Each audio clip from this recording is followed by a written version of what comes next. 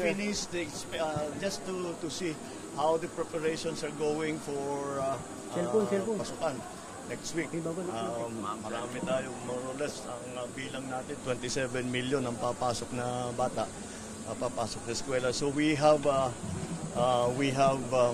look, maganda naman, siyempre the teachers are always there to help. Nandiyan ang mga parents, nagtutulungan talaga sila. Marami tayo, we hired 20,000 new teachers so that we have more teachers and also so we can reduce the load on teachers sa mga administrative duties.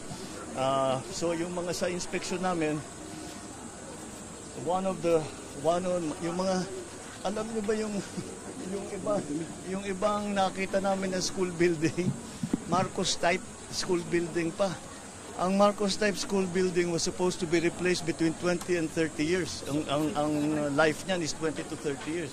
Pero ayan, at least mabuti na lang at nagagamit pa. But really have to look at the rehabilitation of many of them. One of the things that I noticed are the bathrooms. Kailangan natin linisin at pagandahin ang mga bathroom. Hindi naman mahirap gawin yun, except ang problema sa mga pinuntahan naming eskwela, walang tubig.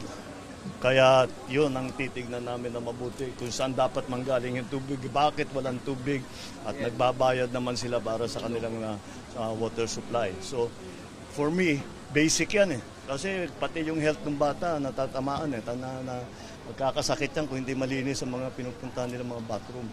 Kawawa naman. So that's one of the areas that we are really going to focus on.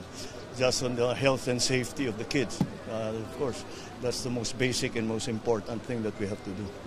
All right, but otherwise, I'm very happy that we are doing a better job, I think, in preparing for the school year.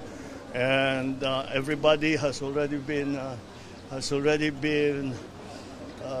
enrolled into this effort. Hindi lamang ang DepEd, kundi lahat ng mga iba't ibang department. We are all on board here to do and supply and provide whatever it is that our school children need. And that's why we are here today. So that's it. Thank you.